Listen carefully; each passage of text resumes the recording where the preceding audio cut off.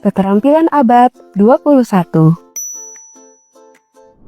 Halo teman kece, kita sekarang hidup di abad ke-21, di mana perubahan terjadi sangat cepat di berbagai bidang, seperti pendidikan, ekonomi, transportasi, dan komunikasi.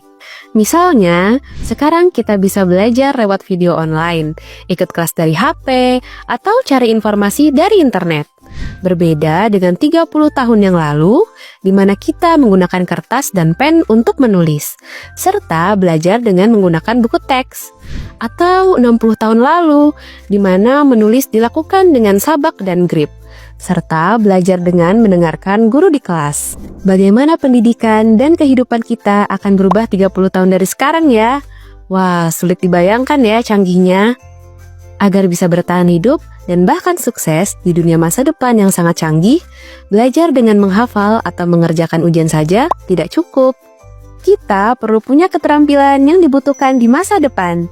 Keterampilan yang membuat kita berpikir lebih besar, memecahkan masalah, dan berkolaborasi dengan orang dari berbagai latar belakang. Inilah yang disebut dengan keterampilan abad 21. Apa saja ya keterampilan abad 21 ini? Keterampilan abad 21 atau dikenal dengan istilah 6C diantaranya adalah character atau karakter, citizenship atau kewarganegaraan, critical thinking atau berpikir kritis, creativity atau kreatif, collaboration atau kolaborasi, dan communication atau komunikasi. Berbeda dengan 4C yang bersifat lebih mendasar. 6C lebih lengkap dan menyeluruh dalam mewakili keterampilan abad 21. Keterampilan karakter adalah sikap-sikap baik yang penting dimiliki, seperti jujur, peduli pada orang lain, dan bertanggung jawab. Di zaman sekarang yang serba digital, punya rasa empati juga penting, yaitu bisa memahami perasaan atau sudut pandang orang lain. Dengan rasa empati, kita tidak mudah menyalahkan atau berkomentar negatif kepada orang lain, apalagi sampai melakukan bullying di media sosial. Orang yang punya empati biasanya juga pandai mengatur emosinya sendiri. Keterampilan kewarganegaraan adalah keterampilan untuk menjadi warga negara sekaligus warga global yang baik. Misalnya, ikut aktif di kegiatan masyarakat, peduli pada lingkungan sekitar, dan memahami apa yang sedang terjadi di dunia. Keterampilan ini juga bisa menumbuhkan rasa cinta tanah air dan menghargai perbedaan. Di zaman sekarang, kita harus pintar memilih informasi yang benar, terlebih lagi artikel, gambar, sampai video hoaks yang makin mudah dibuat. Biasakan untuk mengumpulkan informasi dari berbagai sumber. Keterampilan berpikir kritis berarti bisa berpikir secara logis dan tidak mudah percaya begitu saja. Jika ada masalah, kita juga belajar untuk memecahkannya dengan cara yang baik dan masuk akal. Kreativitas bukan hanya untuk bidang seni saja, tetapi merupakan kemampuan untuk punya ide-ide baru dan unik. Orang yang kreatif bisa menemukan sisi solusi yang berbeda saat menghadapi masalah.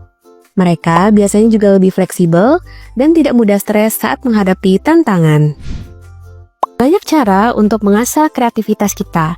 Contohnya, memperluas wawasan dengan membaca buku, mendengarkan podcast, menonton film, atau mengikuti kursus. Membuat tantangan untuk diri sendiri, seperti belajar bahasa asing, jenis olahraga, atau alat musik baru. Mencatat ide-ide juga penting loh, agar tidak lupa dan siapa tahu bisa bermanfaat di masa depan. Kolaborasi berarti bekerja sama dengan orang lain. Dengan kemajuan teknologi, kita semakin mudah menemukan orang dari latar belakang yang berbeda, baik di dunia nyata maupun di dunia maya.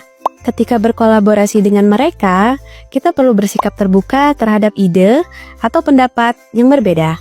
Kita juga harus siap untuk menerima umpan balik atau kritik dari orang lain. Oleh karena itu, kita perlu belajar komunikasi dengan baik, saling menghargai, dan bertanggung jawab bersama. Komunikasi yang baik sangat penting, baik saat berbicara, menulis, maupun mendengarkan. Dengan komunikasi yang jelas, semua orang bisa saling memahami dengan mudah. Dalam komunikasi, kita perlu memperhatikan intonasi suara dan bahasa tubuh. Jika komunikasi dalam bentuk tulisan, pemilihan kata, emotikon, dan emoji juga perlu diperhatikan. Selain itu, biasakan untuk mendengarkan aktif dan berempati agar tidak terjadi kesalahpahaman.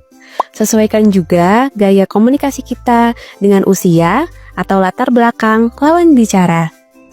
Nah, itulah keterampilan abad 21 atau 6C yang dibutuhkan.